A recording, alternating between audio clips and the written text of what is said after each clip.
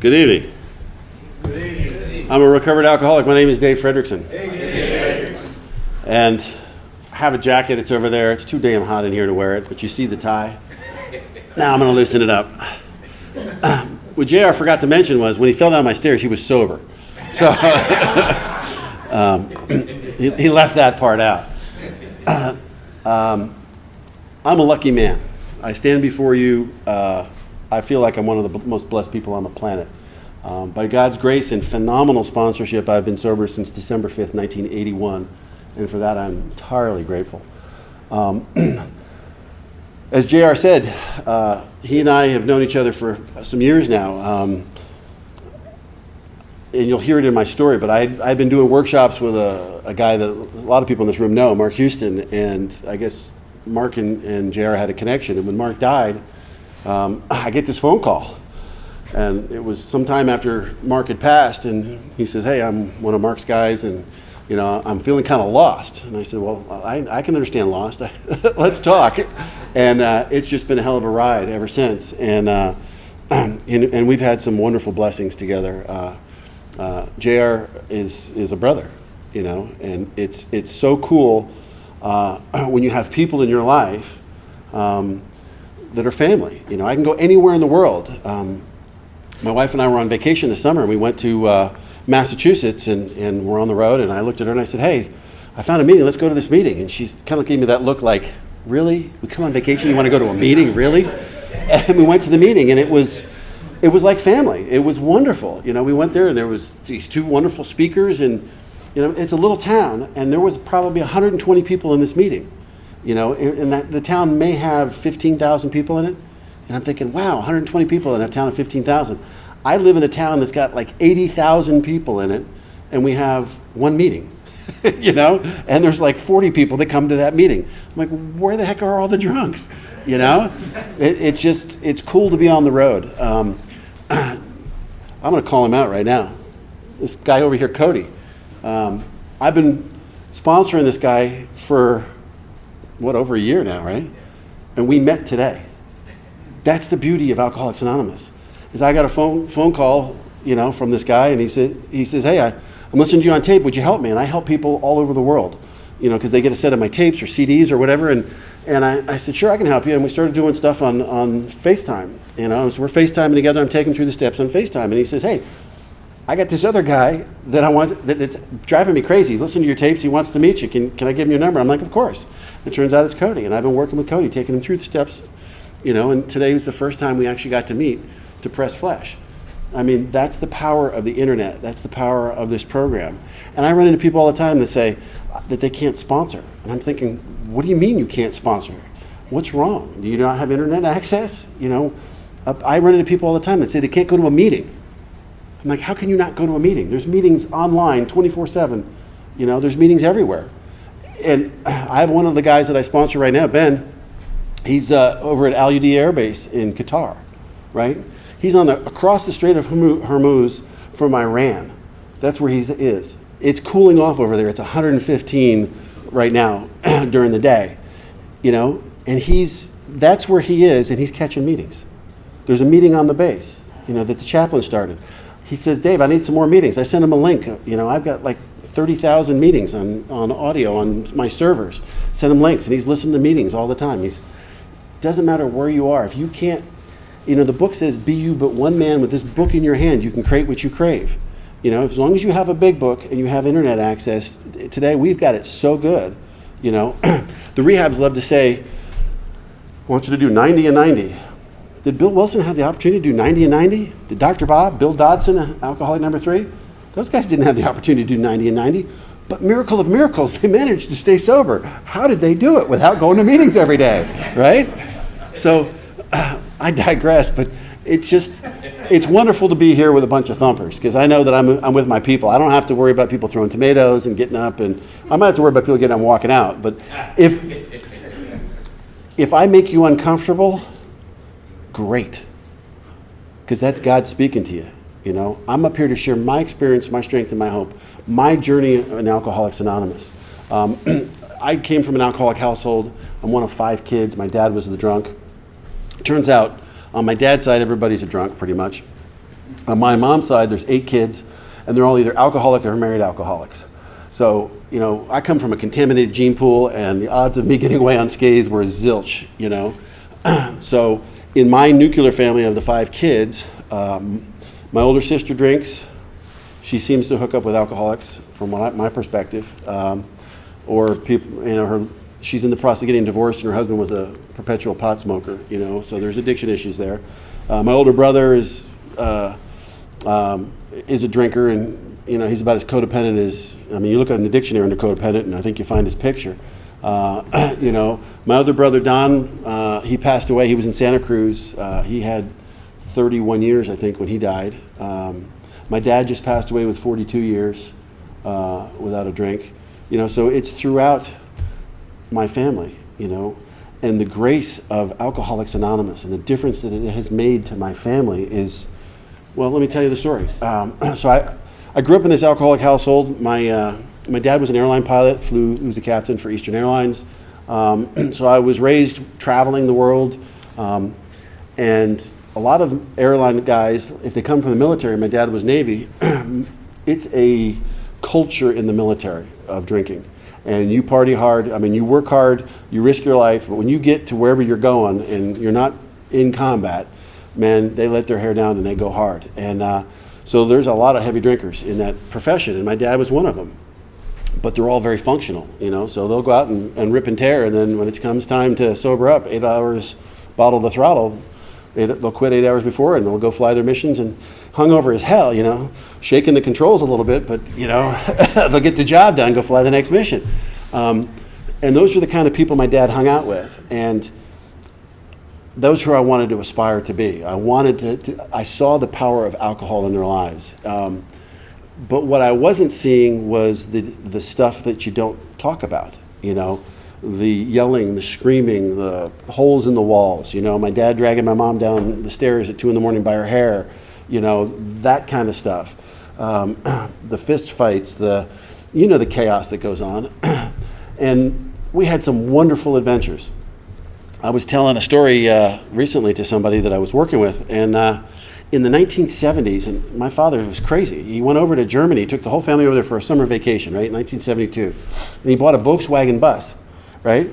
And we started out in Germany, and in Austria, he went to this winery, and he found this wine that he really, really liked. So he bought a case of it, right?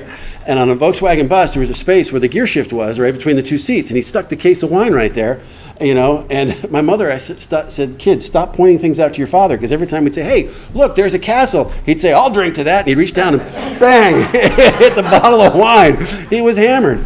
And we went from, and this is before the Berlin Wall fell down and before Russia changed. We went from Germany to Austria to Romania, Bulgaria, Hungary, Yugoslavia, Czechoslovakia, Turkey. How he got a visa to get in behind the Iron Curtain, and he brought his 5 kids with him and his wife. He was not all there in my mind, to go into behind the Iron Curtain back then, but we had these wonderful adventures, So I got to see some of the good, I got to see and romanticize the positive things of alcohol, and it was easy for me to overlook the negative things. I was one of those kids that just didn't feel like I fit in. It seemed like everybody else had the playbook to life except me. So I was one of those kids that sat in the back until I kind of figured out what the deal was, and then I became king of the mountain. I'd go up and take over whatever it was, and become the best at whatever it was that we were going to play at. And that was the story of my life, because I felt I had to fit in, but I didn't. Inside, I was always never felt like I fit in. And the first time I got suspended, I was in I guess I was in 2nd grade, because I went out on the playground, and everything all the equipment on the playground, that was all mine, and I would play King of the Mountain, kick all the kids off, and so they said, you really can't go out on the playground anymore, so they'd start sending me into the office, and the lovely ladies in the office would have like mimeograph, the old cranking machines, and I'd sit there and I'd crank out, and I had a sense of purpose. That was one of the other things, was if I felt accepted, it was because of something that I was doing. I was action-oriented. I was getting my validation from the actions that I was doing in the attaboys. And if I didn't get attaboys, that same nagging negative self-talk was there the entire time growing up. Honey, do you have a Kleenex? Thank you. So I'm sorry, guys, but I I came from Texas this morning, and mountain cedar is in full bloom, so is ragweed, and the winds were out of the south, thank you. And so I feel like sneeze is going to be coming on here shortly. So it's one of those deals. So if I'm sniffing and snorting, I apologize for that. So growing up in that household, and I was also always trying to get attention. I couldn't get enough attention. Like kindergarten, I brought live shotgun rounds to kindergarten, That got me sent home so I guess I was in kindergarten the first time I got suspended. Luckily, my parents knew the principal of the kindergarten. He lived like half a mile down the street, and so that one got kind of swept under the rug. It's like, where did your kid get live ammo? It was just hanging out on the shelf. I mean, it was about 4 feet off the floor. I mean, that's just where the rounds were, because my dad needed to grab. See, my dad he's an airline pilot, so he'd fly at night and he'd come home and get home at like 3 or 4 in the morning sometimes, and he'd sleep during the day. And we have these crows that would sit right outside in the tree, right outside the house, and he'd just crack the door open and slide the barrel of the shotgun right there, and boom, he'd start blasting at the crows. That's the kind of craziness that we had, in our house. Matter of fact, there's a funny story there. My mom, somebody broke into the house. My mom came home and she saw the door had been jimmied, and she steps right inside the door. There's a phone. She calls the police. They go through the entire house, top to bottom. Nobody's in the house. The police can't find anything. They said, well, at least he's not here. Whoever broke in, and they leave. And so my dad comes home from an AA meeting, and she starts telling him the story, and he gets that look on his face. The look we all get, and we don't even realize we're given that look, like, uh-oh. And she says, Donald, what did you do? And apparently he didn't get the barrel of the shotgun far enough out the door, and he blew part of the door off. The door hadn't been jimmied. He just blew it off. But I digress. So that's the kind of home I grew up in, and as my dad's drinking progressed, the house got very unstable and chaotic, because my mother would try to set boundaries and he would defy the boundaries, and he would do things like, he went to this bar one time and he met this guy who was a roofer, and we had an old house. I mean, the house my parents lived in was like built in like 1760s or something. I mean, it's a couple hundred years old. It's got a slate roof, and not too many roofers know how to do slate roofs. And this guy is a slate roofer, and he's in the bar. So my dad meets him, and the two of them cracked this great idea. He's going to come over and work on the house. And so he comes over to the house, and they rip off part of the roof.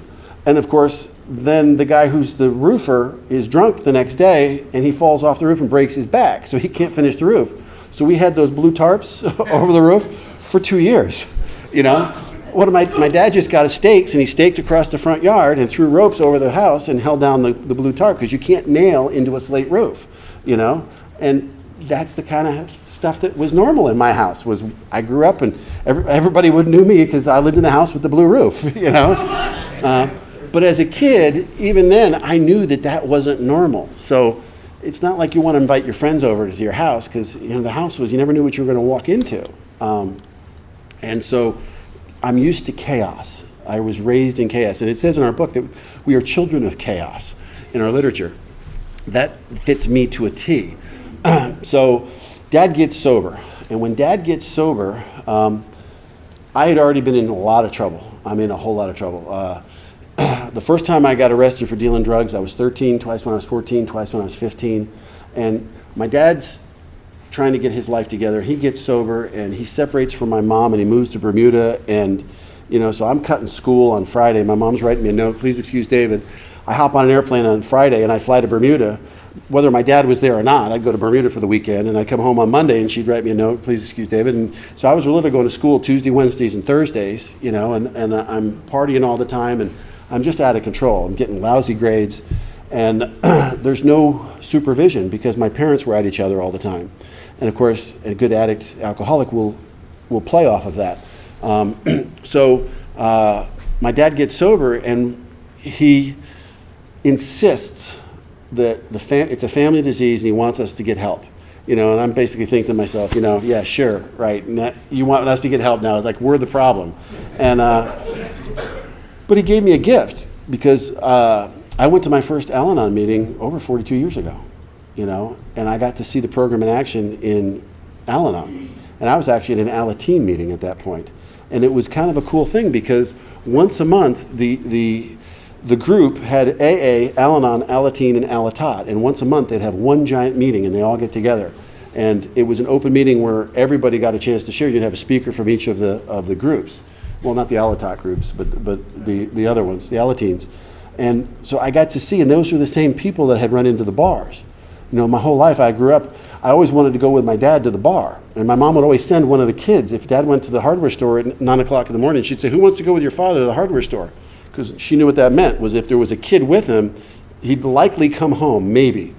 You know, but at least there would be somebody that he would take the phone call when she would call around trying to find him, you know, at 5 o'clock in the evening or whatever. So, and we never had sodas or anything in my house. So for me, it was a great deal. I got to go to the bar and drink as much soda as I want because my dad just wanted me out of his hair, you know. And I became an absolute master at that sawdust, and you slide the puck to knock the bowling game, you know, because we'd bet 25 cents a round, and those guys were drunk, and I was sober, man. And I became an absolute expert at that, and so I was making extra money. So for me, going to the bar was just, I mean, there was my people. You were there, you know. I just couldn't drink, you know. So when I'm 15, and like I said, I was using other substances, one of the greatest things that has ever happened to me occurred is my older brother, Bob, turned 18. And I grew up in New Jersey. And in New Jersey, at 18, you could drink back then. It was the legal drinking age. And the coolest thing was until 9/11, we didn't have photographs on our driver's license. It was just a written description. You know, and I knew his name, I knew his address, I knew his birth date, and from a description, we're both the same height, same hair color, same weight. I mean, it was just the perfect IDs. So on his 18th birthday, I snuck into his bedroom and stole his driver's license out of his wallet. And by that point, my dad was already sober. And so I started going to the exact same bars that I'd been playing all those years in there, and everybody knew me because they watched me grow up, and I just started drinking there myself. And I was off to the races. You know, I put down the other substances because those you can get arrested for that stuff, and it comes with a lot of pain. And this, man, I could drink all I wanted, and everybody just kind of wrote it off. He's just sowing his oats. You know, he's a good kid. He'll be okay. So I started drinking like a fish. And at that point, if you wanted to see my dad, you either had to go with him to work and go fly a trip with him, or you had to go to an A meeting, because that's pretty much all he did. Was he'd get up, you know, and he'd go to work, he'd come home, he'd sleep in. The next morning, he'd wake up around 10 o'clock. He'd sit in his pajamas until about 11:47, you know, and the meeting's 25 minutes away, and he'd say, got to go to a meeting. He'd run upstairs, literally throw a pair of pants over his pajamas, come downstairs, jump in the car, and off he'd go to an A meeting. And back then, the meetings we called them eating meetings. You know, they had a sign-up sheet, they'd send it around, and at almost every single meeting, because it was back east, you know, and people they had an hour for lunch, and that was it. So if they wanted to go to an A meeting at lunchtime, that was going to have to be their lunch hour. And so somebody would volunteer to bring bread, and somebody would bring a lunch, the main course, and somebody would bring a salad, somebody would bring dessert. And there was food at the A meetings. And it was another cool thing that I got to watch, because the winos would come out from under the bridge, and they'd come to the meeting. And there they could get something to eat, they could get a cup of coffee, and when the basket would come around, they would take out enough out of the basket for the next bottle. You know, they would count the change. They wouldn't take more than they needed. They would just take out enough for the bottle. And I remember sitting in a meeting, I'm like, did you see that guy taking money out? And he goes, hey, if that's his last drink, God bless him, he can have it. You know, imagine what would happen in an A meeting today if you saw somebody taking money out of the basket. There'd be a riot, you know. But back when I got sober, I mean, it was not uncommon to have fistfights in your A meetings. You know, they'd stick the wet ones up on the front row, you know, and my sponsor, Carl, when I first got sober, he'd say, you got to sit up front with the dummies, which meant I had to sit up front with the new drunks. And anytime a new drunk come on, he'd say, he's yours, and he'd assign me my drunk. And if your drunk wet his pants, guess what? You cleaned it up. If he puked, you cleaned it up. When it came time to get a cup of coffee, you'd go get him his cup of coffee. You know, and you actually had the responsibility of caring for somebody else. And it was my first service experiences happened inside AA meetings. You know, today I run into people that have 5, 6, 10 years going to AA meetings, and I say, what kind of service work do you do? And they look at me and they go, what do you mean? And I'm like, well, are you sponsoring? And they go, oh no, I haven't been sober long enough to sponsor. I kind of, what do you mean you're not sober enough to sponsor? You know? We have a conversation after that one, but I run into it all the time. I don't understand it. And I don't know how you stay sober if you're not giving back. It's the keystone, it's the linchpin of my sobriety. I've gone through periods where I've gotten away from it, and my recovery's gotten really quite shaky. So back to my story. I decided that I want to go to college. So literally, I take a stick pin and I stick it in New Jersey and I draw a 2,000-mile circle. I want to be the hell away from my father because he knows all of my tricks because he did them all. You can't get anything past the guy, And I'm embarrassed to say it, and I always tell this story is, it's an old farmhouse, and so I'd come home. My brother and I would sneak home, and it'd be like 2 or 3 o'clock in the morning, and there'd always be that one light on in the kitchen. And my dad was a night owl because he always flew at night, so he'd always be up. And we'd walk into the house, and it's a long center hall colonial, the farmhouse, and the kitchen is at the very back, and you're trying to walk quietly, and so my brother would immediately go through the front door, and the dirty bugger would always turn left and go up the stairs, and I'd hear, "Who's out there?" And I'd be like, "Oh, crap." And he was almost always more drunk than I was. So I'd say, all right, he's in worse condition. At least I have a chance of not getting found out. And so I'm trying to walk down the hall, and there's one light, and it's at the far end of the hall. You ever try to walk down a hall where there's really no reference point? And you're kind of like bouncing off the walls trying to make it, and the floor is all crooked and wobbly because it's 200 years old, and it's creaking, and I literally just kind of lean my head in the kitchen and go, "Hey, old man, how you doing?" Always the same line. He'd look at me and go, "Where you been?" "Out." There'd be this pause. 1, 1,000, 2, 1,000, 3, 1,000. "You've been drinking." I'd be like, how the hell does he know I've been drinking? I'm not even in the room and he knows I've been drinking. And I'm embarrassed to say it. I was probably, 15, 20 years sober before I realized it's not rocket science. He knew if I was out, I had been drinking, Duh. But it took me a lot of years in recovery before I broke that code. I'm not the sharpest tool in the drawer sometimes. So I go off to school. And I get into this school. I graduated in the lowest quintile of my high school class. I had a terrible GPA. The only guys that had lower GPAs than me most of them were already in prison before I ever graduated high school, So I got into this college that would take you if you had enough money. And I was going to follow my old man's footsteps. It was an aviation university. And long story short, it took me 3 semesters to drink my way out of that school. When I was out there, my drinking accelerated. I had a little refrigerator by the side of the bed, one of those little mini that you get in college, and because I couldn't even get out of the bed in the morning, and it got to the point where I was a daily drinker, and I can't express, well, you guys know, the stark terror when you don't wake up. You don't ever wake up when you get to late stages of alcohol. You come to, and you realize, oh crap, did I drink it all? And then I'd open up that refrigerator and kind of lean in there and look to see, and it'd be empty. And you'd be like, oh, shit. Now what? And you'd look around the room, right? Because you can't get out of bed yet. And you'd see there's a Michelob bottle over there. And you'd roll out of bed on your hands and knees, and you'd crawl over to the Michelob bottle, and you'd pick it up. Yeah, there's some liquid in there. You take a hit off of it and spit out the cigarette butt, and then finish it. It did not matter. The only thing you had to make sure was it wasn't your roommate's dipping bottle. You only make that mistake once.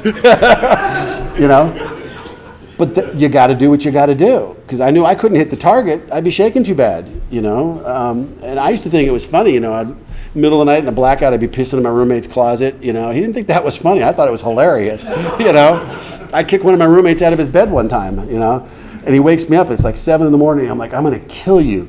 He's like, why did you kick me out of my bed? I'm like, what are you talking about? And I rolled over and he had these really ridiculous lion sheets.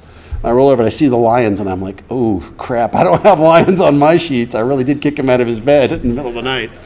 I don't know where that came from, but anyway. So I hit bottom. And one of the other things, not only did I become a daily drinker, I got to the point where, and you guys know this, I became a member of the No Cap Club. I'm sure we got some no cap people in here. Why would you ever save a cap? You chuck it because it's never going back on that bottle. You're going to finish it. And while you're drinking that bottle, you got that knot in your pit of your stomach going, where am I going to get the next one? Anybody identify with that? Where you're already thinking, my gosh, that was all the money I got. Where am I going to get my next one? I can't keep doing this. But another couple swigs and you'd forget about it enough. It would calm you down enough that you could finish the bottle.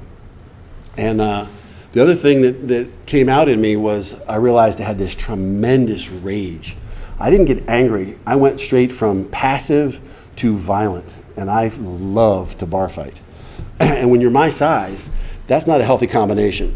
So, and it didn't matter who it was. I mean, I could be standing right next to one of my best friends. You know, if you bump into me and knock my drink and I spill my drink, I'm putting you in the hospital. I mean, that's just, you don't do that. That's alcohol abuse. We're not having any of that alcohol abuse here. And so nobody wanted to drink with me. And then, of course, my drinking progressed, and my violence progressed. My last night, nobody wanted to drink with me, so I drank a bottle of 151 rum by myself, and I got into 4 fights. I won the first 3. I didn't win the last one. The roommate, I beat up, there were 4 guys to a room, to a quad, and I beat up 3 roommates, and the last guy got home from work. He was out working that day, and he, of course, was the biggest one of all, and tapped me on the shoulder as I'm trying to stumble down to my room. And as I turned around, he caught me with a left hook, and I went down the cement staircase and landed on my face and crushed my skull. And it's a long story, I won't bore you with it, but I ended up coming to, when I came out of the coma in the hospital, and it was the 3rd time in a month I'd been in that exact same hospital. And God's providence shined on me because it was the same doctor all 3 times, you know? And so I come to, and you kind of get that haze and you're looking out, and I realize I'm starting where I am and what's going on, and and as the doctor comes towards me, I crack a joke and I say, "Hey doc, it's good to see you." And I got that little smock thing on, and he reaches down and he grabs that smock thing and he pulls me up out of the bed and he starts to shake me. And he's like, "I am not gonna put you back together again." And at that point, my face was so crushed, if you touched the side of my nose, it would literally slide across my face. It was just shattered. Everything up there was busted. And so the pain was unbelievably excruciating. And I'm thinking, wait a minute, this guy is supposed to be helping me, and he's hurting me. And that's what cut through the delusion at that point. And I realized, this isn't normal. And so I did something I swore I'd never do again. I said, "I need a telephone." And he said, "There's one right there." And I picked up the phone and I made a collect call. And of course I called the person I hated most on the entire planet Earth, and I called my dad. And literally within about 3 hours, there was a bunch of Lion AA people that showed up. Because, right?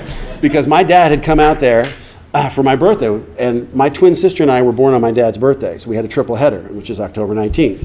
And I had blown my mom and dad off. They'd come out to have dinner, take me out to birthday dinner, and I said, "Absolutely not. I got plans. You should have let me know you were coming." And I blew them off for my birthday. And I didn't draw a sober breath from October 19th to December 4th when I ended up in the hospital, But I called my dad, and he had gone to a bunch of AA meetings, and he said, "I'm going to either need pallbearers, I'm going to need somebody to 12-step my kid." And so when he made that phone call, all these Lion AAs showed up and told him they were family members, Next thing you know, intensive care, there's all these people from AA, It only took a couple of hours. And next thing you know, there's a whole bunch of them there. And they kind of nursed me until I could get out of the hospital.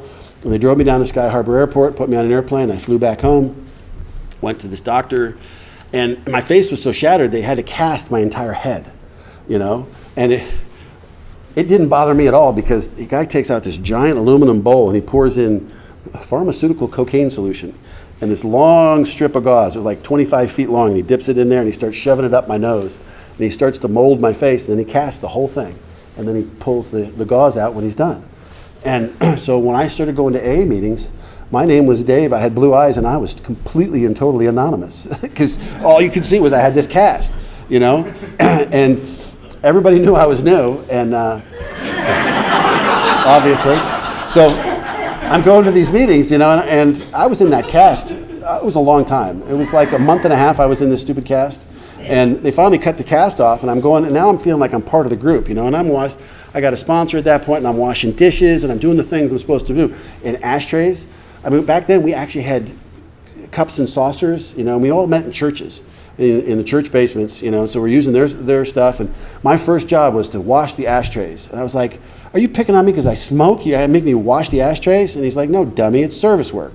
And so I'd be washing ashtrays. And so I actually felt like I belonged. Once again, it's that if I'm taking action, I'm getting validation, I feel part of the group. And so I come walking into my home group, and I don't have my cast on, and everybody's walking up to me like, "Hey, you must be new. How you doing?" I'm like, "No, it's me." It was the source of my first resentment, column 1, So my brother had come into the rooms a couple of months before I did. My brother Don was out here at there's some merchant marine academy out here someplace, and he drank his way out of that sucker and went home with his tail between his legs. And so he was already going to meetings. So when I got home, and he's my big brother. He was my drinking buddy. We were thick as thieves. And so the two of us just started to pal around. And we did what we had learned from my father. We'd get up late. We'd go eat something. Then we'd take the car, go to an AA meeting, have lunch at the AA meeting. We'd go to the arcade and play video games for a couple hours until the next meeting. And then we'd go to the next meeting. And then, the same thing would repeat. Evening meeting. After the evening meeting, we'd go home, have something for dinner. Then we'd go to a nighttime meeting, like an 8 or a 9 o'clock night meeting, and then we'd go to the diner afterwards, and we'd show up back at the house maybe 1 in the morning after having meetings all day long, sleep in, and the next day repeat the whole cycle. And one day we're at this meeting, and this guy walks up and says, "Hey, you guys have jobs?" And at this time I still got the cast on, and my brother Don's like, "No, we don't have jobs." He's like, "You do now." And it was this guy, Carl, and he became my first sponsor. And everybody on Carl's crew was in recovery. And it was like being in an AA meeting 24/7, because Carl would come and he'd pick us up at like 6 o'clock in the morning, which was way too early for me. And then we'd drive in his truck and he'd take us to the job. And so you'd have like a meeting on the way to the job, and then everybody on the job is in sobriety, and of course, I don't know why, but they made me like the flunky. My brother was, he was like a rank higher, I guess because he was a couple months more sober than I was. But I was always having to mix the concrete or buggy lug the 16-inch blocks up the scaffolding, to the masons, and you drop a block on your foot and you're hopping around. And they'd be like, "Easy does it," and you just want to run up there and just choke them, And I was always very angry, and they would do things like flick cement at me while I'm mixing it, and I wouldn't see which one of the guys would flicking it at me. And and I think of what I'm going to do to him when I catch whoever it is, So I'm always plotting, and and they were just messing with me. They were doing what we do to each other, But the one thing you knew when you were working with Carl was you knew at 12 o'clock the job stopped. We didn't care what you were doing. The job stopped.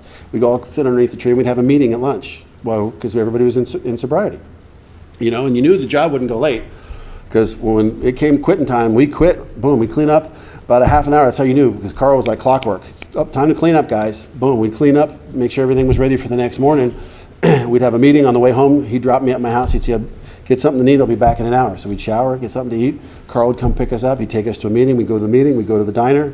He'd drop us back home, 11:30, maybe midnight. He'd be back at my house 6 o'clock the next morning and take me back to work. That's where I learned about service work. That was a commitment that he would make. And until we were able to get cars, he did that every single day. It was a wonderful, wonderful deal.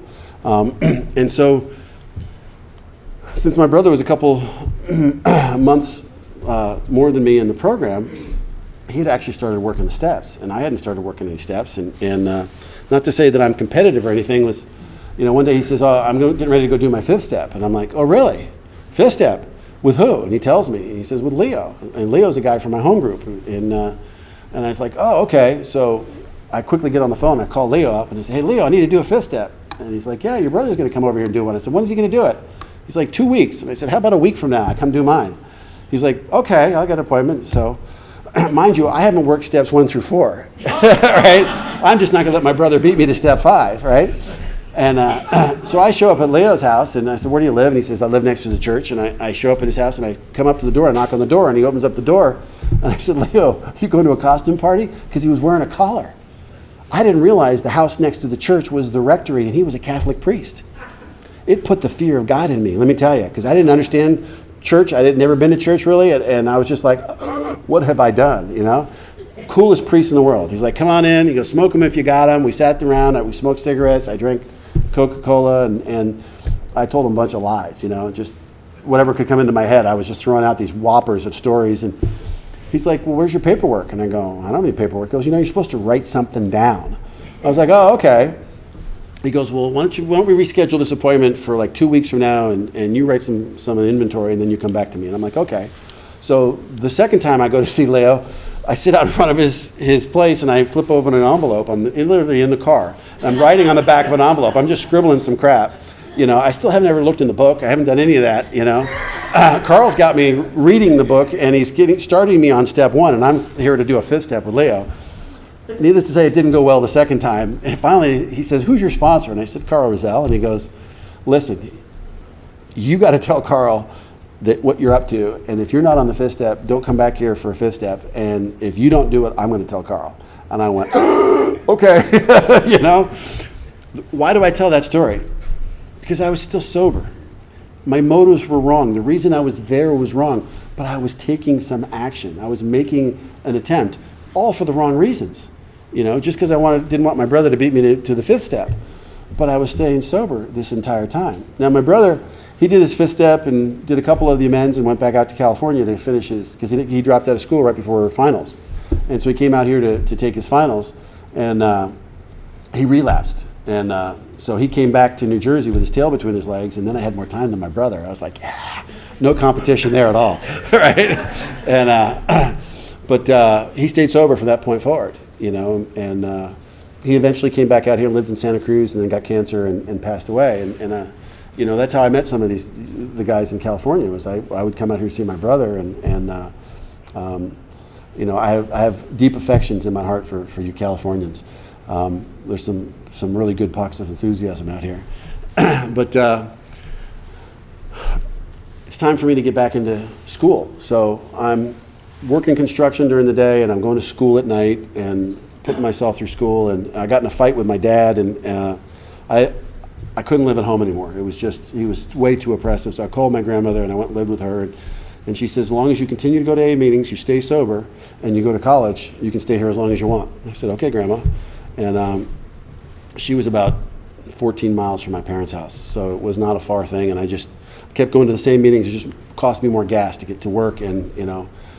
So I got through school. I got my associate degree, and I went out to a college, and I'm sober probably 4 years at this point, 4.5 years, and life is getting good. It's filling up with things, you know, and I'm starting to date, and I'm at school, and I need some money. I don't have a job while I'm there. So what is somebody that's in early recovery going to do if they can't get a job and they're in a college town? I'm going to be a sober bartender, right? It makes perfect logical sense to me. Of course, I didn't tell Carl that, and of course I didn't get a new sponsor in the new town I was in. So I was kind of running them on, you know, I was doing Dave's Anonymous instead of Alcoholics Anonymous. And so I'm bartending at night, and you know, and my discipline started to break down. I wasn't doing my prayer and meditation. I wasn't doing the things. I wasn't sponsoring. I was starting to set early separation from this program, and I became obsessed with girls. You know, it was that stage where they said, you know, don't date for the first year. Well, nobody ever listens to that. But now I wanted to get into a serious relationship. Why, at that point, did I want to get into a relationship? I don't know, but I did. And I was coming back for my senior year after the summer break, and I pull onto the campus, and I know literally it's a small college. It's like 1,200 people total on campus. So I know every girl at college. And I'm walking across the parking lot, and I see this girl, and I'm like, ooh, fresh meat, you know? And as she's getting closer to me, she walks past me and she smiles. And I'm carrying a box, and I'm hot and I'm sweaty. It's the summertime, and I carry the box up to my room, and I walk in the door. My roommate was in there, and they said, hey, Fritz, I just saw the girl I'm going to marry. And he's like, you're kidding me, right? And I go, no, I'm serious. And she's sitting in the front row. That was Dave's will. Let me tell you, she was crazy to date me, even crazier to marry me. But it's been the greatest gift, because it's forced me to learn how to be a partner, how to be a friend, how to practice these principles in all my affairs. And when I met her, one thing I had done differently was I had a written sex ideal, you know? And so on my ideal, it said somebody who will know everything about me. So I knew her for a total of maybe 4 hours, you know? And I said, there's something you need to know. And we were out walking around on the campus. She sat down and I said, I got to tell you something. And I told her my story, basically. Told her about my drinking and my drugging, and that I was sober, and the whole 9 yards. And she didn't run away screaming. And I was like, wow, this is pretty kind of cool, you know?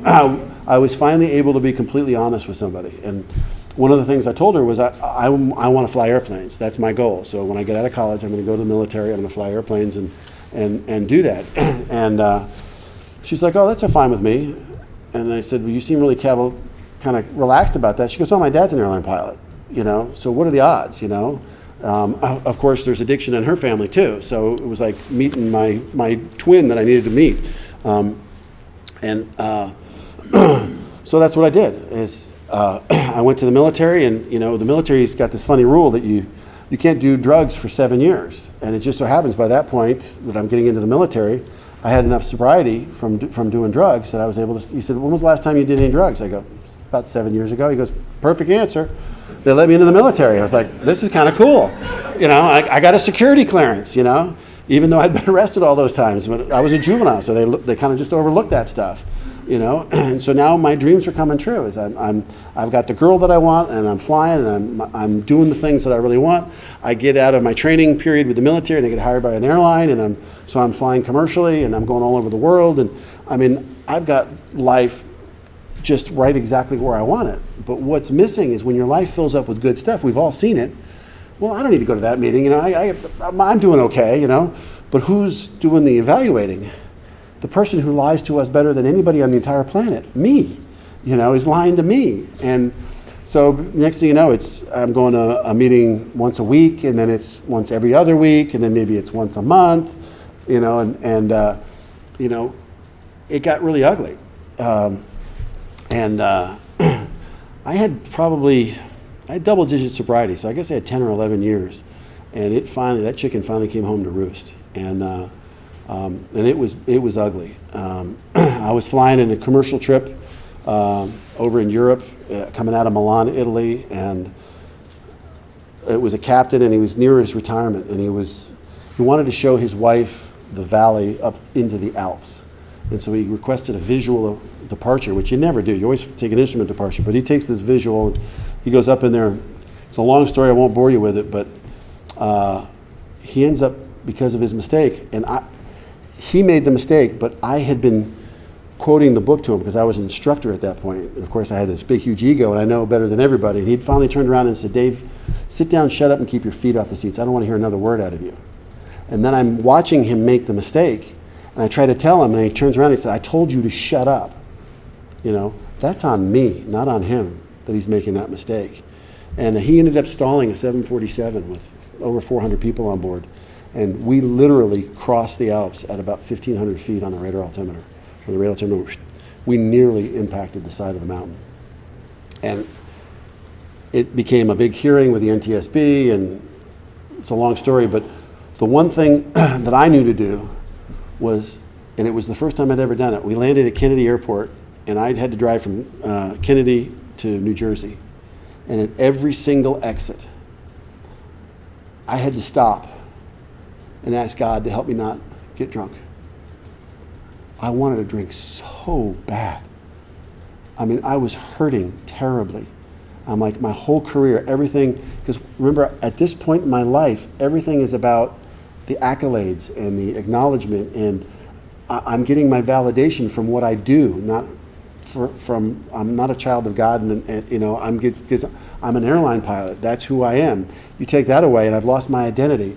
And I was in this panic. And I went to my home group, and I hadn't been there in a while. And I pulled in, and I was in my uniform the first time, and I just sat there and I just cried.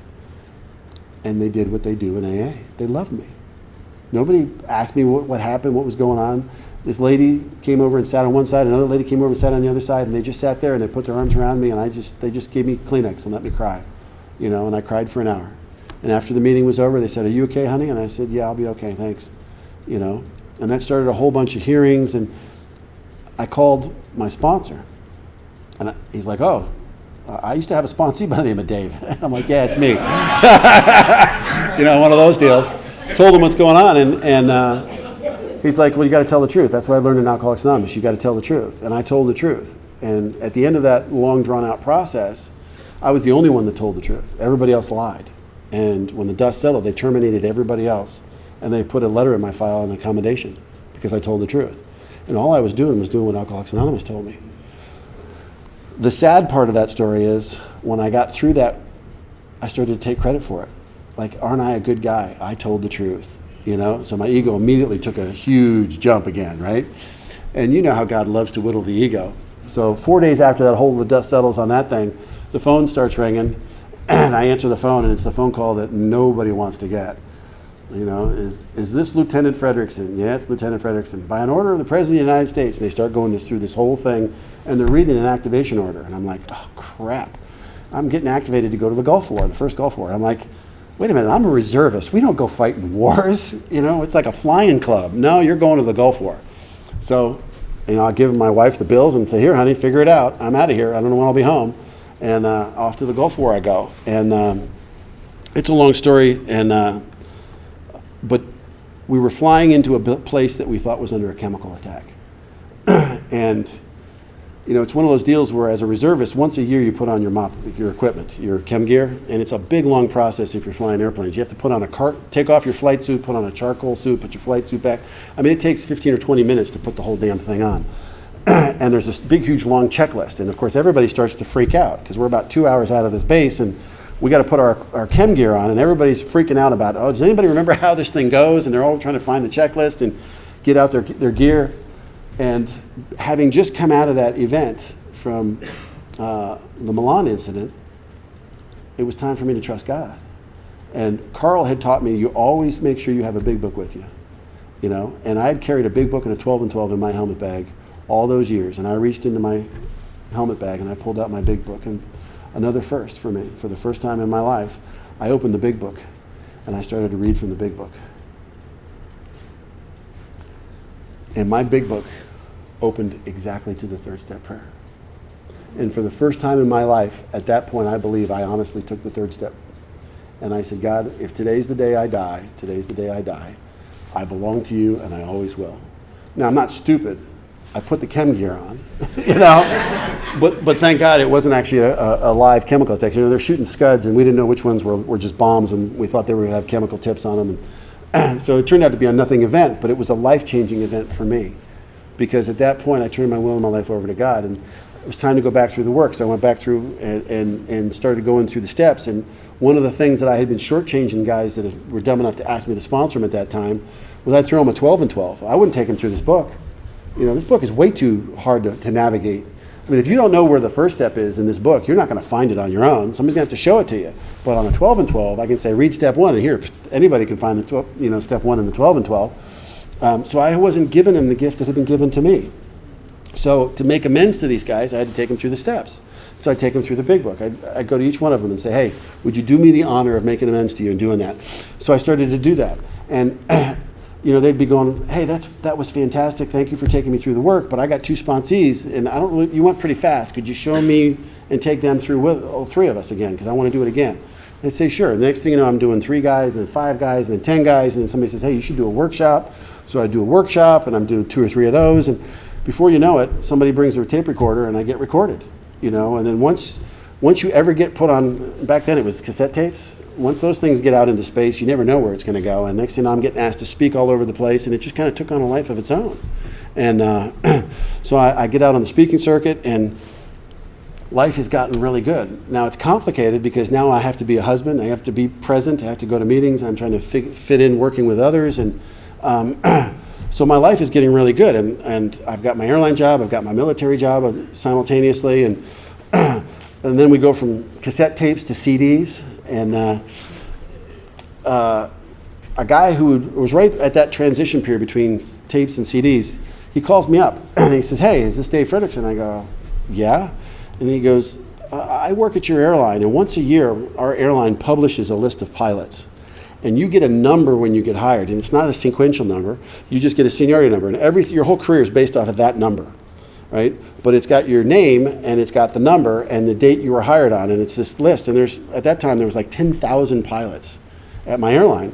And this guy had gone down through that list looking for a D. Fredrickson, and he found my name. And at that time, I was like number 8,300 or something. So he had to go through a lot of names to get to me. And he looked me up on my seniority number, and he called me up, and he said, hey, man, I'm new in recovery. I'm a pilot. I'm out in Chicago. Could you help me? And it was the first time I'd ever taken somebody through the 12 steps over the telephone. It was way before Skype, So I took him through the 12 steps. And he had this spiritual awakening, and I said, you got to get a local sponsor that you can do eye checks with. And he's like, great, no problem. Then we transitioned to CDs, and I forget about it, and I know Tom, he's out in Chicago, but I've never met the guy, And at this point, we started popping out kids. Our life is really full now. Once you start having kids, it gets really kind of chaotic. And my wife says, I want to move. And I'm like, no, we can't afford to move. there's nothing in North Jersey I can afford. And she's like, no, I want to move. I'm like, go look in Pennsylvania. And she's like, I'm not driving to Pennsylvania. I said, you don't have to. There's a new thing called the internet. You can look up anything, anywhere. And she's like, well, why can't we move to Chicago? I go, it's too cold and windy. And she starts going through every base that my airline has a base at. And I'm like, I can figure out where this is going, right? So I say, there's only one place I would even consider, and that's Texas. The Texas base, which is the most senior base. And I already know I can't hold any aircraft in Texas. I'm way too junior to even hold a job down there. So I'm thinking this is going to be safe. And she says, Texas, where in Texas? I said, well, I got a pilot training buddy that lives in Flower Mound. So the only place I'd consider is Flower Mound. And she's like, okay. And so she gets on the internet and she starts looking at home builders, and she finds the only home builder that builds in Pennsylvania and in Flower Mound, Texas. And I'm like, oh no. So now I got to go to Texas. So I call up Myers Raymer, for those of you guys who know Myers. I said, Myers, I need a realtor. And he's like, and I'd met Myers from the speaking circuit. And he's like, oh, I got just a realtor. I used to date her. She's in the program. So he gives me her number. I call her up and said, hey, I want to waste one of your weekends. I have no intention of buying a house. I just want to get my wife off my back. Are you in? And she's like, okay. So we fly down to Texas, and I said, Jan, I want you to take me I want my wife crying by the time we go back to the airport. I want 15 or 20 houses every single day, run her into the ground. We're not going to stop to eat, just house after house after house. So we start doing that for the weekend, and we go, and every time I drive past this sign, because all the builders put these signs for their things, I get that feeling in the pit of my stomach. What's that about? So all weekend long that's going on, and finally we're driving literally back to the airport, and I get that jump in my heart, and I said, Jan, stop the car. And she's like, what are you talking about? I go, take me to that builder. So we go to that builder, and we walk into the model house, and it's the words that no man ever wants to hear out of their wife's mouth. She walks into the house and she goes, oh, I love this house. And I'm like, oh, no. So now I have to negotiate a contract with this guy, and I don't have any money. So I tell the guy, I don't have any cash. He's like, well, you got $2,500? I'm like, yeah, I got $2,500. And so I ended up, it's a long story. I'm not going to waste the time for it, but I swing this deal, and I'm flying back to New Jersey, and I just bought a house in Flower Mound, Texas. And I'm thinking, what in the hell am I doing? Now I put a weasel clause in there that I could back out of the deal up into the sheetrock stage of that house, because I hadn't even put my house on the market in New Jersey. And I'm really going, what is this about? And so I take it into prayer meditation. I'm praying. And once again, 4 days later, I'm doing my prayer meditation. The phone rings. I pick up the phone, and the guy at the other end of the phone says, is this Dave Frederickson I'm listening to on CD? And I go, probably. Which CD are you listening to? He tells me, and I'm like, he's in senior management at my company. He says, I got a job for you. He goes, I want you to take over the drug and alcohol program for our pilots. I'm like, okay. He goes, but there's a catch. And I said, what's that? He goes, you got to live in Texas. And I start laughing. And he's like, what are you laughing at? I said, you're not going to believe this, but 4 days ago I bought a house in Flower Mound, Texas. I didn't know why. That's how my God works. When God says you're going to Nineveh, you're going to Nineveh, right? So I'm looking at my wife and I go, hey, we're moving to Texas, and she got mad because she'd been bugging me for a long time. And I'm like, no. Now one guy calls you, you've never met on the phone, and now you're willing to go to Texas? You're eager to run? So I go down there and I take over that program, and what a gift. I got to set up, or help set up, drug and alcohol program for, I think, 17 different airlines and the Air Force. That's where God will put you in positions to make a difference in this world. I did all kinds of wonderful things. I got to go places that you really never get to go, and to help, and I get to see the fruits of that grow. And God has just been using me as a tool, as a channel for Him ever since. And as I was doing that process, it was 9/11 happened, and after 9/11, they had this program where they wanted pilots to become federal officers, and so I volunteered, and you fill out the questionnaire, and once again, I'm in the program, right? I tell the truth. And I go to the psychiatrist. You had to get the psychiatric evaluation, and I walk in there, and the guy, I sit down at his desk, and he's looking at his computer screen, so he's got his glasses on, and he's kind of looking over the top of his glasses, and he taps up, and give me your social, and I give him my social, and he looks down there, and he's going, He goes, it says here, marijuana, yes, cocaine, yes, heroin, yes. And he kind of takes another look at me, and he goes, you look familiar. And I said, yeah, I am familiar to you. And he goes, where do I know you from? I said, I'm the guy that gave you your FAA drug and alcohol briefing when you decided to become a federally ordained FAA psychiatrist. He goes, oh yeah, that's right, up in Denver, Colorado. I go, yeah, that was me. He goes, well, hell, no wonder these are all yes. Sure, I'll give you a gun. And that was the end of my interview, right? So I'm a 5-time convicted drug dealer, and I'm a federal officer today. How does that happen? Like I said, if God says you're going to Nineveh, you're going to Nineveh, right? So I'm doing that, and I'm doing the drug and alcohol deal, and it came to a crashing stop in 2008, and I was working 7 days a week, 16, 17 hours a day. My wife didn't want to have anything to do with me. I wasn't carrying the program at home, and so God removed that from my life. And I went back to the line flying, and it was my anniversary, as a matter of fact. It was December 5th, 2010. I was in London, came out of the hotel. It was a beautiful day. It had snowed. I come swinging around this corner. I'm up looking at this church spire that's got snow stuck on it and this beam of sunlight coming down. I'm like, wow, that's awesome. And I'm praying to God, and I put my foot down, and it had been black ice, and my leg went out from underneath me, and I twisted, and I fell, and long story short, I broke my back. And, I got to hear the words that nobody ever wants to hear. And when I came out of the surgery, the doctor says, he goes, your nerves, I've never seen anything like it. It looked like a black piece of linguine. He goes, I don't think you're ever going to fly again. I'm just hoping we get you to walk normally again. And that started me on a path where it was back into that pit again. That same feeling came over me that I had when I was driving home from Kennedy Airport. It was like, God, what are you doing to me? I finally have my career back. I've got this wonderful life, and now you're going to take it away from me? This can't be what you've got in store for me. And with that came excruciating pain. I mean, it literally felt like somebody was taking a red hot poker and jamming it up the bottom of my left foot. I mean, it was agony.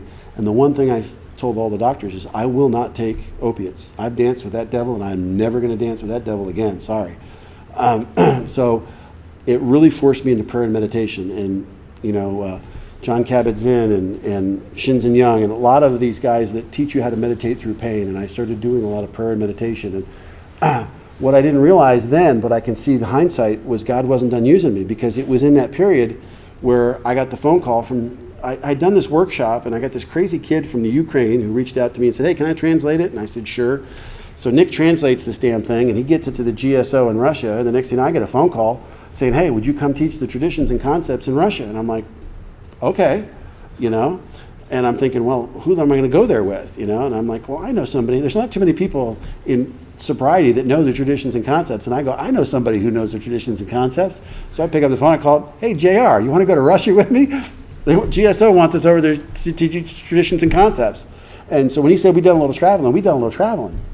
We got to go to group number 1. We got to go see Moscow and see the people there. And we got to share the traditions and the concepts.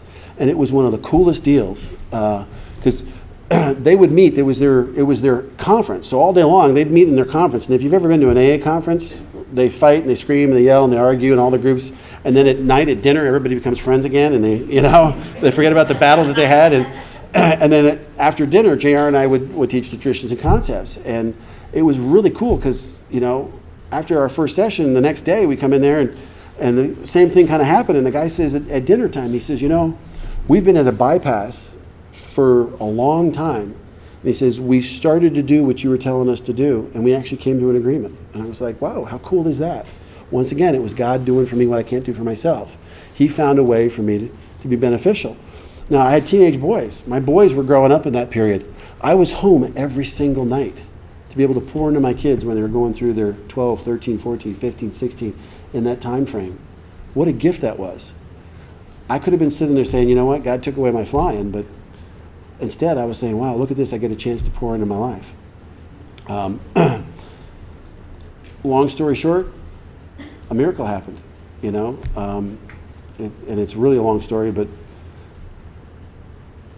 it was a miracle. The guy, I was going to get an injection in my spine, and the doctor just happened to be wheeling me into the OR, and he says, I was reading in the AMA last night that people in old folks' homes, they're all depressed. And when they put the old folks on antidepressants, there's one antidepressant, it removed diabetic nerve pain from people's feet. He goes, you want to try it? And I go, what the hell do I have to lose? Sure, I'll try it. And he put me on this antidepressant, and literally within 24 hours after I was on it, I wiggled my big toe for the first time in years. I was like, wow, how cool. And after being on it for like four or 5 weeks, I got off of it, and that started my progression. And today I'm back in the cockpit. I'm flying airplanes again. I'm a walking miracle. God gave me my career back because he had some plans for me to do things. In that process, I do inventory twice a year, every January, every June. And one of the things that I do is I rewrite my ideal. Even though we've been married for over 30 years, I still write my ideal because my ideal isn't about my wife. My ideal is about my relationship with God and what do I want to bring into that relationship? What kind of husband am I supposed to be? What kind of partner am I supposed to be? And so when I write a new ideal, I give it to my wife and say, honey, this is what came to me in prayer meditation. This is what the man that God wants me to be. And I give it to her, and she gets to read it. Then 3 months later, I go back to her and I say, hey, honey, how am I doing? And I will never forget what she said. Now, here I am. I'm probably, 30 years sober at this point, right? And she's got tears in her eyes. And she looked at me and she said, you have hurt me more in the last couple of years than any time in our marriage. And I'm sitting there thinking to myself, what the hell are you talking about? I thought I was firing on all cylinders. I was going to meetings. I was trying to be a good husband. I was trying to be a good father. And she's telling me, not only did you fail, you got an F, buddy. Wow. Was that a dose of humility? But it forced me to jump back into this work even harder, to try to figure out what am I missing. And the problem is when you get a little time under your belt, after a while, I think I've buried probably 7 or 8 sponsors. My current sponsor is starting to slip some gears upstairs. And so now I have him, but I also have gotten another guy that I can be accountable with. And that's just part of the process. And your teachers, all the guys that I got sober with, they're all dead. They taught me what they knew. And so now I'm looking for new teachers. And the one place you can't go to learn how to have a relationship, a successful relationship, pretty much is Alcoholics Anonymous. You want to learn how to get a divorce? Come to AA meeting. We got lots of experience in divorce. Not too much experience in how to have a relationship, a healthy one, But I learned from Al-Anon. I started going back to Al-Anon and reading Al-Anon literature. There's a whole bunch in there.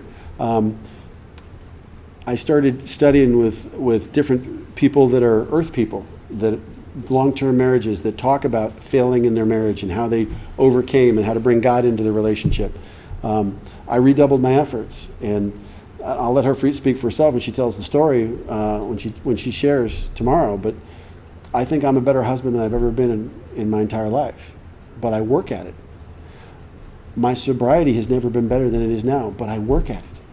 I mean, AA is not something that you do, it's something you live. If you're doing AA, if you're going to meetings, if it's not part of the fabric of your existence, part of your being, you're doing it wrong. It has to be a way of life. I get up in the morning and I don't leave where I am until I've done my prayer and meditation. Now, it may not always be by the side of the bed. It may be out in the rocking chair in the back. It may be in the shower if I'm running late. But I don't leave the house until I've done my 12 daily prayers and done my meditations and have a plan for the day and ask God, how am I going to carry that into my whatever I got on my docket? I would no sooner leave the house without that than breathe. It's just part of what I do. I write inventory regularly. Still to this day, every January, every June, I write inventory. I grab a new guy and I say, let's go through the work together. And I go through and I write, and I fifth step with different people. And then in between, if some things come up, tomorrow one of the things I'm going to show, I did a PowerPoint presentation for you guys, and I hope you'll stick around for it because I actually put up my current inventory, and it's really old inventory. It's this week's inventory, guys. Yeah, and I'll explain to you why it's this week's inventory. But that's how I live my life. I am sick and tired of going to meetings and hearing the same old whiny, my cat crapped on the rug. Oh, you poor thing. I could care less. Let's talk about the steps. Let's talk about recovery. Let's talk about God in your life. When I talk about 12-step work, everybody seems to think about new people walking through the door. Because of rehabs now, we don't get much wet drunk work anymore. I only get maybe one wet 12-step call a year now. I get a lot of people that have gone through a spin dry, 30-day spin dry, and they come into AA and, they're starting to already get the relief because they're not beating the hell out of themselves with the hammer of alcohol. Those are harder to work with, folks, But one of the things that I'm starting to beat the drum on, because I'm seeing it more and more and more, is guys with time, decades in recovery, and they're dying on the vine sitting right next to us, and nobody said anything. When I had double-digit sobriety and I almost crashed that airplane, I went back to my home group, and there was several people in my home group that said, "Oh, wow, man, I'm glad you're finally getting back onto the beam." And I said, "You saw that I was off the beam?" And they're all, to a man, they all said, "Absolutely." But they were afraid to say anything to me. I almost died in the rooms of Alcoholics Anonymous. You know, that's not right, and it's going on regularly. So if you see an old timer in your group and you see them, they're off the beam, and here's some of the warning signs you look for. If their kids don't want to talk to them, or their grandkids, if they're getting a divorce and they got 25 or 30 years in recovery, that's like a red warning sign going, warning, warning, something's wrong with their sobriety. Sashay up to them and say, "Hey, would you," they won't listen to you, but you can always say, "Hey, would you take me through the works? It's time for me to write a new inventory. Would you help me with that? Let's go through together." You can hook them that way, and they'll go through with you and have another spiritual awakening. We're losing some of our old timers because they're drying up right in front of our eyes. That's not the way this program's supposed to be. If you can't see it in me, you'll hear it this weekend. I'm unbelievably passionate about this program. I spend an inordinate amount of my life doing 12-step work. It's the most valuable thing we have as a resource is our time. And I give a tremendous amount of that. But because of that, I get some of the greatest blessings on the planet. To see some little knucklehead come into the recovery and they're shaking, right? And they're twitching. And then you take them through the steps and you see them get sober and you see them put their family back together again. You know, we have a couples meeting where my wife and I started and when we moved to Texas. And we see miracles. I've seen couples literally on the way to the divorce attorney show up there and their marriage is it's thriving now. They said, "Oh, what the hell, we'll try this one thing on the way to the divorce attorney." And they come into a couples meeting, practicing the principles in all our affairs. Most of us, when we first come in, we're only thinking about ourselves. I have to work the steps. What about working the steps in your relationship? One of the things I'm hoping to do this weekend is to do a session on the 12 steps, 12 traditions, the principles, the concepts, practice them in your recovery, and maybe we'll even have a couples meeting.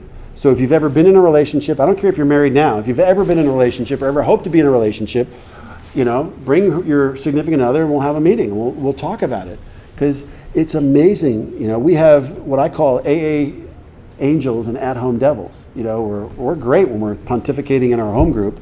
Then you go home and we're kicking the dog and your wife doesn't want anything to do with you. You're eating cold dinner because nobody wants to be around you. I've been there. That's not a fun place to be in sobriety. So that's my story in a nutshell. I have been sober 8 times longer than I drank and drugged. I could talk up here for 5-6 hours easy on the gifts of recovery and the miracles that have occurred in my life because of my relationship with God. I have a powerful relationship with God today. I pray every day. I pray at every meal. I pray with my family. I pray with my kids. It's an important concept, an important aspect. Most of the people in recovery pray.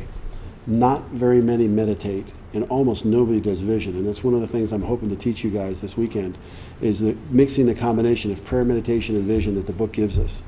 It becomes an unshakable foundation.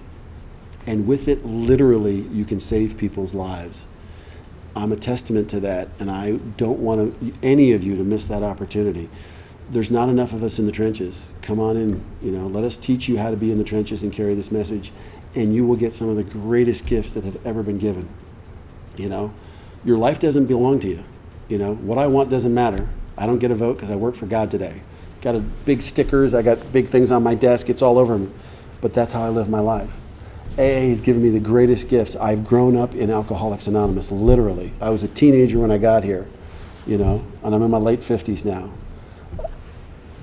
I stand before you one of the luckiest men on the planet because I am. Because I get the gift of working with people, and I get to meet family that I've never met before.